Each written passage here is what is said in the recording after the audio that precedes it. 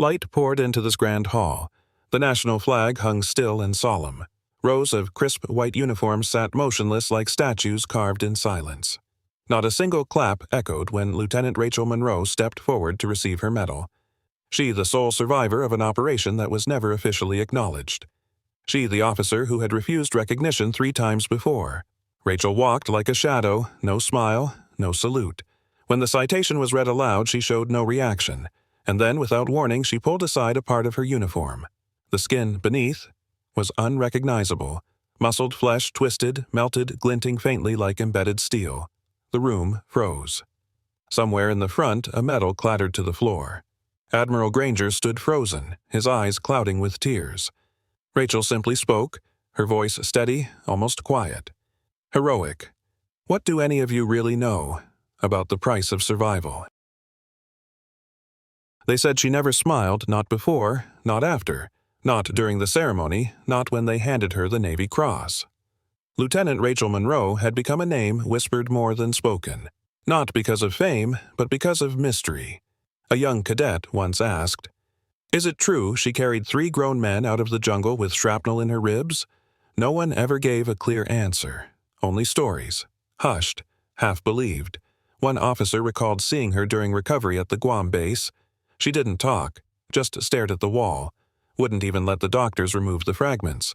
Another whispered, she tore up the medal recommendation. Said, "You don't pin lies to pain." Rachel didn't confirm or deny any of it. She simply did her job. She trained recruits. She filled out forms. She ran drills like nothing ever happened.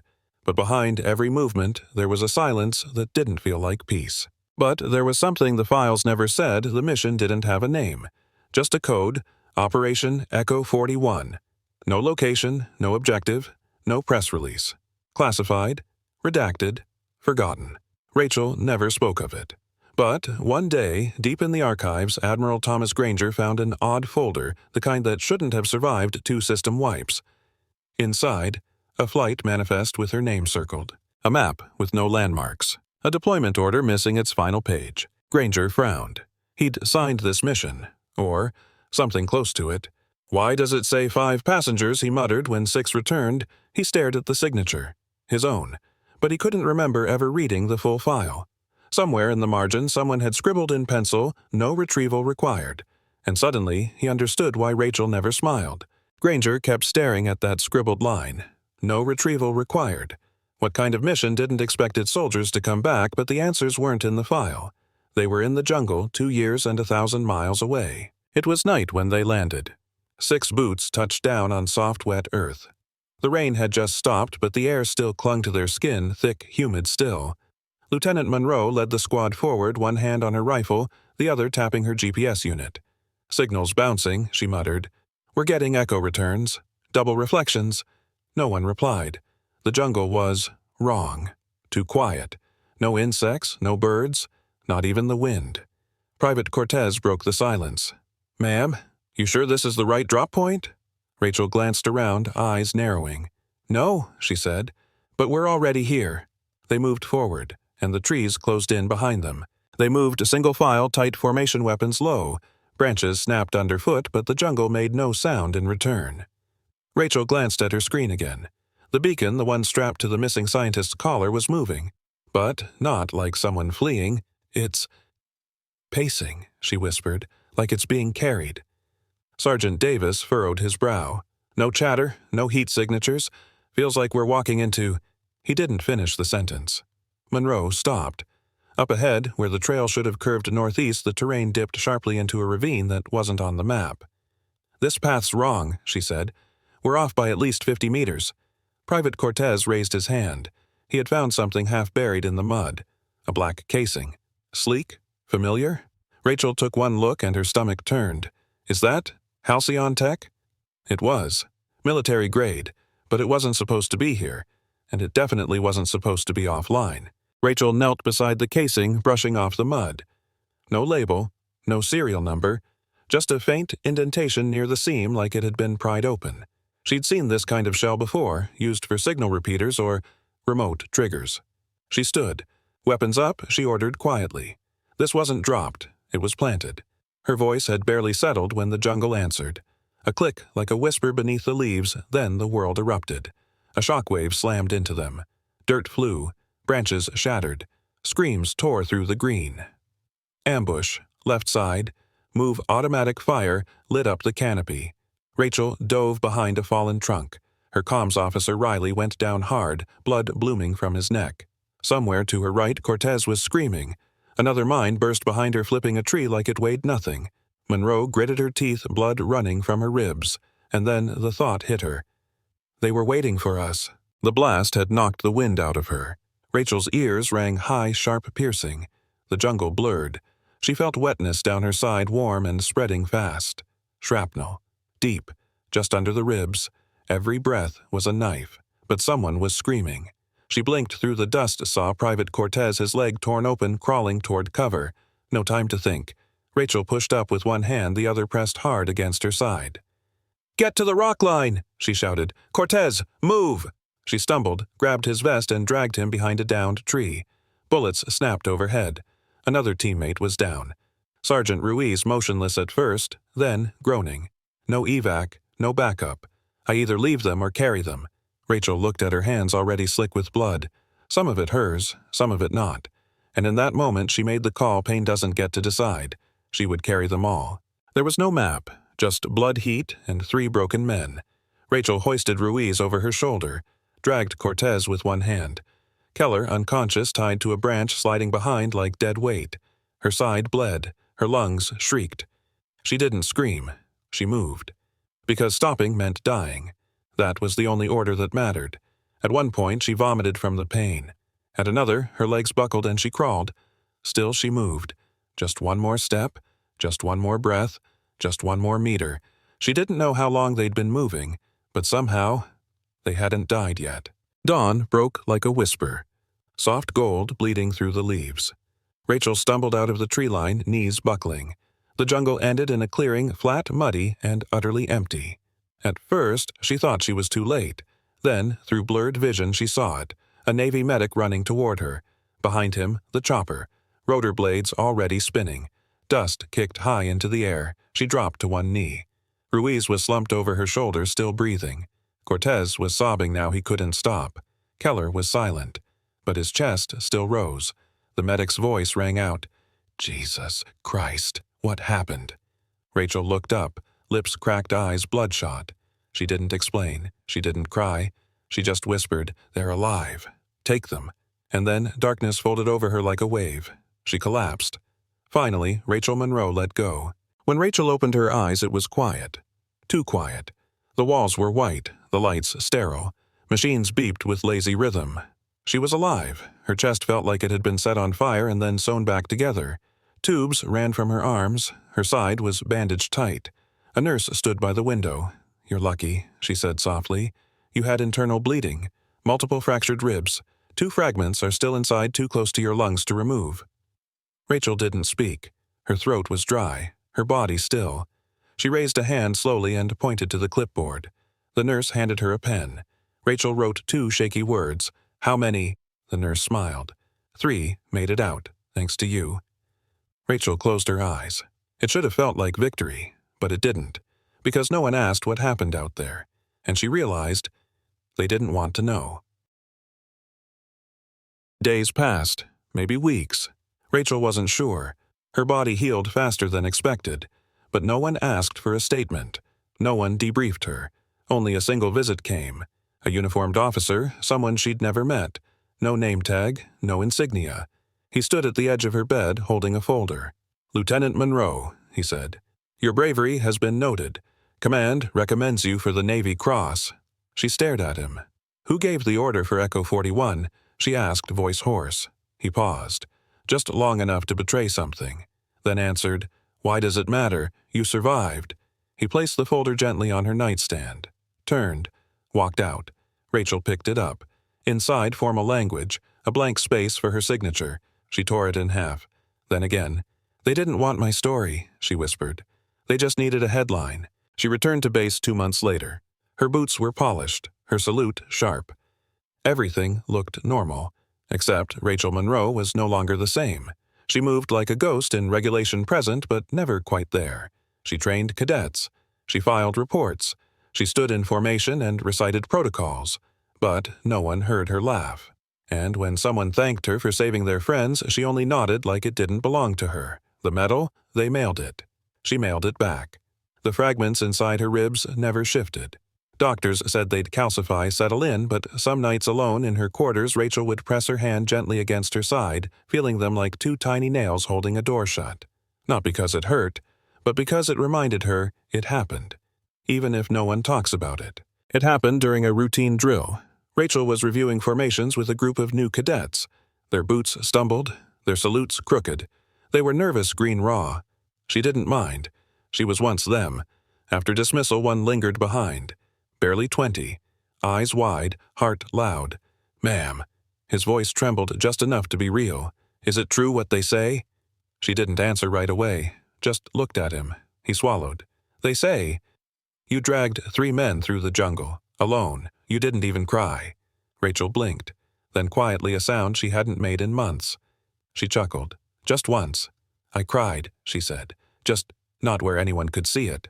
The cadet stared, unsure what to say. Rachel placed a hand gently on her side. The scars still there, the steel still inside.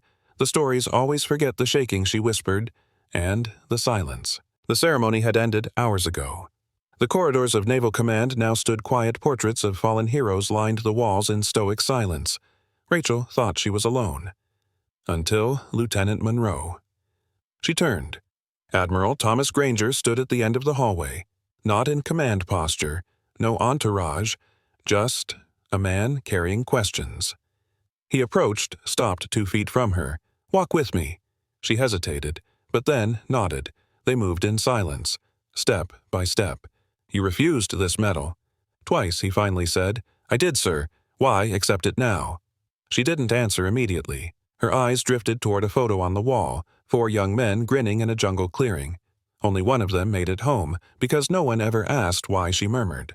Granger stiffened. His voice cracked slightly. "I signed your death order, Rachel, without even reading the final coordinates."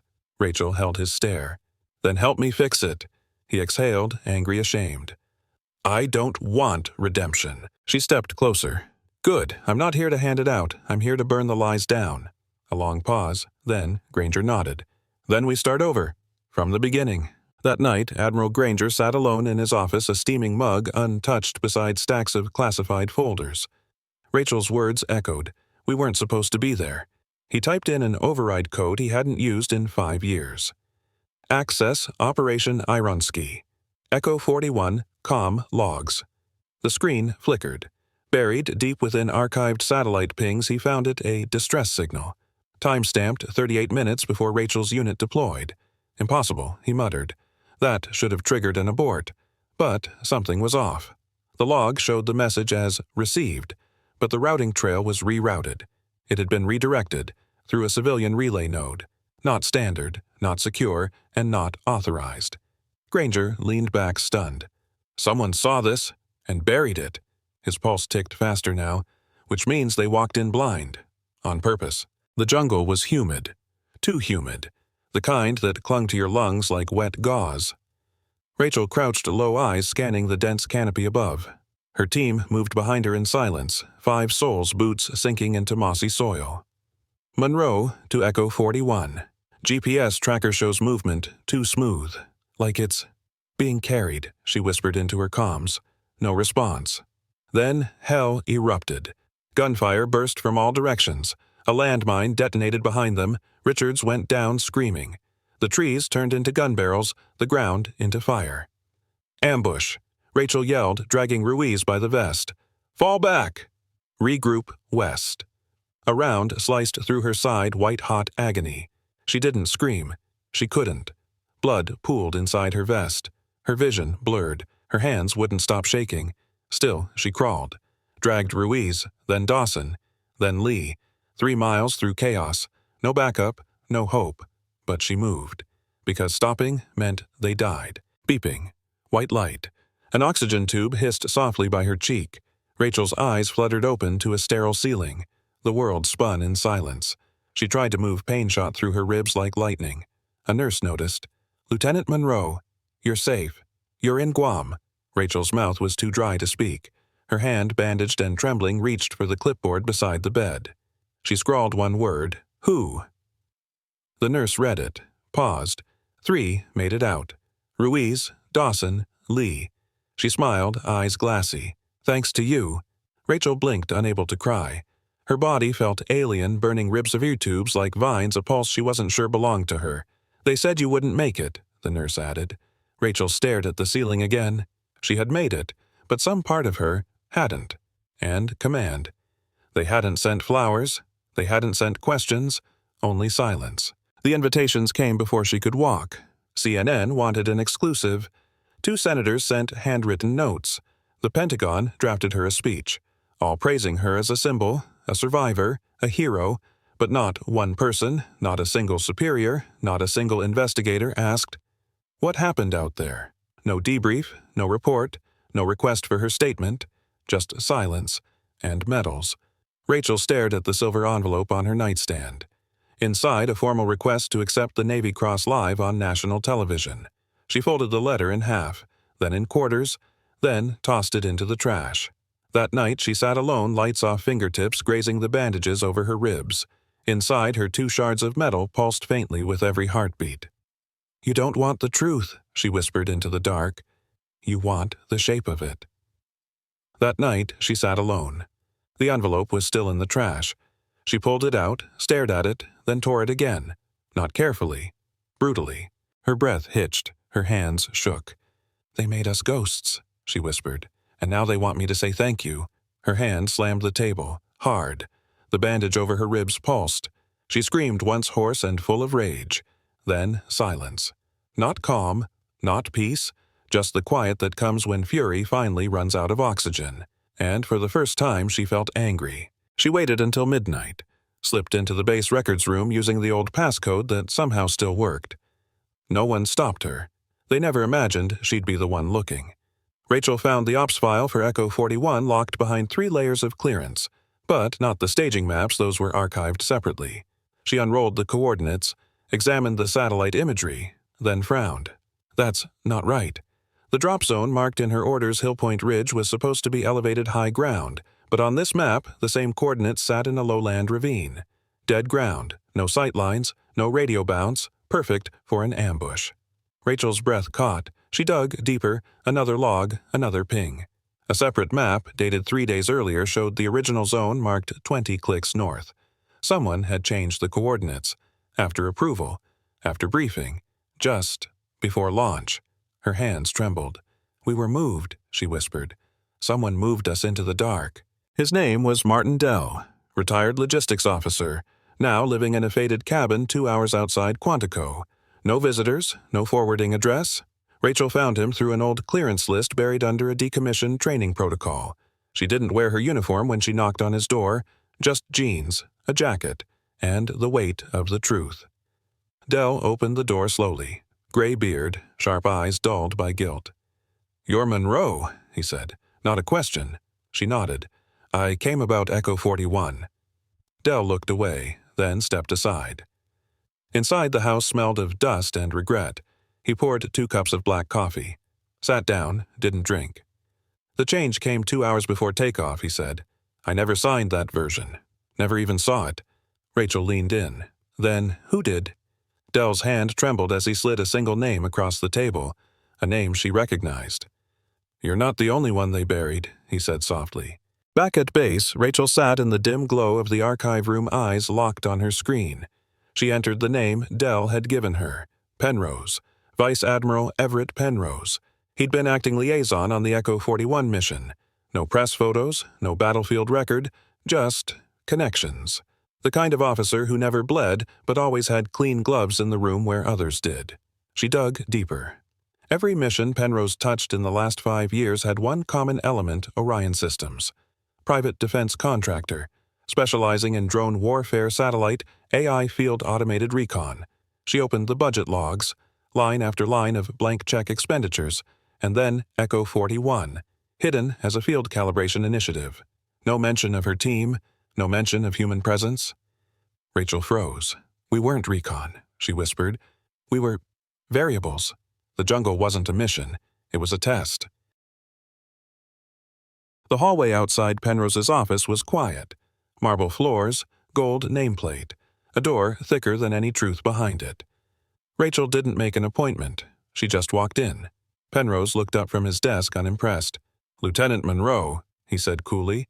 "To what do I owe the drama?" She tossed a file onto his desk. Satellite data, deployment override logs, Orion Systems payment orders. His eyes scanned briefly. Then he smiled. "You're persistent," he said. "That's admirable. Dangerous, but admirable." Rachel didn't blink. "You used us," she said. "You knew there was no SAT cover, no exfil route. You put us in a live-fire test zone without consent." Penrose leaned back, voice calm. "And you survived. Which makes you very inconvenient." A pause. "What exactly do you want?" Lieutenant Rachel met his gaze. "I want names.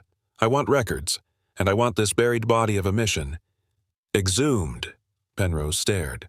"Then you'd better start digging, soldier." Granger's office was dark, not from lack of light, but because he'd stopped trusting overheads long ago. He looked up when Rachel entered. No salute, no formalities, just a woman holding a black briefcase like it weighed 1,000 pounds. She placed it on his desk, unlatched it. Inside, redacted drone logs restored from archive. Signal reroute timestamps. Penrose's authorization side-channeled through Orion Systems. Granger stared. "Where did you get this?" "Same place I got these," she said, pulling up her shirt slightly, just enough to show the glint beneath scar tissue. "Steel. Still embedded. They called us recon," she said. "But we were just calibration markers." Granger exhaled slowly. "Sat down. If this goes public, it burns half the Joint Command." Rachel didn't hesitate. "Then light the match, sir." He closed the case, looked her in the eye. "Okay, let's burn it right." Within 48 hours, Granger convened a closed-door panel. Not a tribunal yet, but enough stars in one room to shake a flagpole. He laid out the evidence. No accusations, just data. Enough to make grown men shift in their seats. And then the system pushed back. A comms alert on Granger's desk, unauthorized breach in naval intelligence servers. Multiple classified files wiped. Rachel's access clearance revoked, without explanation. By morning, Dell's cabin was burned to the ground.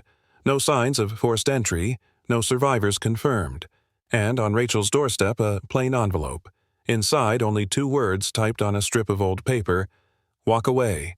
She stared at it for a long time, then set it aflame in her kitchen sink. "They're scared," she said. "That means we're close." Granger met her eyes. "Close to truth?" he asked. "Close to war," she replied. The Naval Academy auditorium was packed. Full-dress whites, cameras, cadets seated in perfect rows. They had come to hear a hero speak. Rachel Monroe took the stage in silence. She didn't wear medals. She didn't smile. For a long moment she just stood there, eyes sweeping the room. Then she began. "They call me a survivor," she said. "They say I came back from hell. But what they never say, what no one asks, is, why was I sent there in the first place?" The room stiffened. Echo 41 wasn't reconnaissance. It was a live fire test. My team, my friends were data points. Disposable. Gasps. A few officers shifted, already reaching for their comms. 2 of them died. 1 lost his legs. And me. She touched her side just once. "I carry steel, still embedded. But that's not the part that hurts." She leaned closer to the mic. "The real wound is silence." The speech went viral before she even stepped off stage. Someone live-streamed it. The footage hit 3 million views by sunset. News anchors fumbled with words like cover-up contractor interference and unauthorized human testing. Families of fallen soldiers began calling. Senators requested records. Orion Systems stock dropped 11% overnight. And yet, Rachel wasn't celebrating. That night, 2 black SUVs idled outside her quarters for an hour. Never moved, never knocked. Granger sent her a single text: "They're going to fight dirty. Stay visible." The next morning, someone leaked Rachel's psych evals, edited, distorted, branded her unstable, grief-driven, emotionally compromised, possibly delusional. But she didn't flinch. She stood before cameras and said, "If I'm broken, it's because the machine broke me." And I still crawled out holding the truth. The system had fired its first shot. Rachel didn't blink. The chamber of the Congressional Armed Services Committee was packed. Brass, suits, cameras behind frosted glass. Granger sat beside Rachel, not in uniform, but in solidarity. He handed her the flash drive, a quiet nod. She stood before the microphone. "This is Exhibit Echo," she said. Time-stamped internal memos from Orion Systems detailing live environment field trials involving Echo 41. Screens lit up behind her. Documents. Emails. Phrases like, observed human behavior under fire. Variable, loss. Acceptable if drone, sync data holds. Rachel's voice didn't shake. We were never meant to survive. We were telemetry wrapped in skin. Gasps. Chairs creaked. Sen. "Lieutenant Monroe," the senator asked, eyes narrowed. "Are you accusing a U.S. defense contractor of human experimentation?" Rachel didn't flinch. "No, Senator," she said. She raised the document higher, highlighted a line. "I'm showing you the invoice." Gasps echoed. A camera clicked. "We weren't soldiers to them. We were test dummies wrapped in uniform." She leaned in closer to the mic. "This country doesn't need more survivors. It needs fewer liars." Then she walked off the stand. No permission, no applause. Behind her, Granger folded his arms, and somewhere in the crowd, Penrose stood up and walked out. Orion Systems was suspended pending federal investigation. 3 executives indicted. Vice Admiral Penrose resigned under medical grounds. But Rachel didn't celebrate. At the Pentagon, a new directive was proposed, the Callahan Clause. A policy giving field officers the right to veto contractor-led operations lacking full oversight. It was named after her. They wanted her at the signing. They wanted a photo. They wanted to say, "See, we listened." She stood in the back of the room, hands behind her back, wearing no medals. Granger approached quietly. "You changed the rules," he said. Rachel looked out the window. "I shouldn't have had to." He nodded, voice lower. "You didn't just survive, Rachel. You rewrote the system." But she shook her head. "I didn't write it for me. I wrote it so no one else walks blind into a lie." And with that, she left the room before the cameras even turned on. Months later, in a modest classroom at the Naval Academy, Rachel stood before a new batch of cadets. No stage, no ceremony, just chalk dust and young faces. She was no longer the hero of Echo 41. Now, just Instructor Monroe. She held up a simple mission briefing blank template. "This is where your job starts," she said. Before boots hit dirt, before the rifle's even loaded, a hand raised. "Ma'am, how do we know if the mission's clean?" Rachel paused, then slowly lifted her shirt sleeve just enough. The room went still. The scar shimmered faintly in the morning light. Steel beneath skin. Twisted, ugly, unforgettable. Sometimes you don't. She lowered her sleeve. "That's why you ask, even when they tell you not to." The bell rang. Cadets gathered their bags, but one lingered. He didn't speak. He just nodded, eyes wide, and walked out straighter than before. Rachel smiled barely. The scar pulsed once more, not with pain, but with purpose.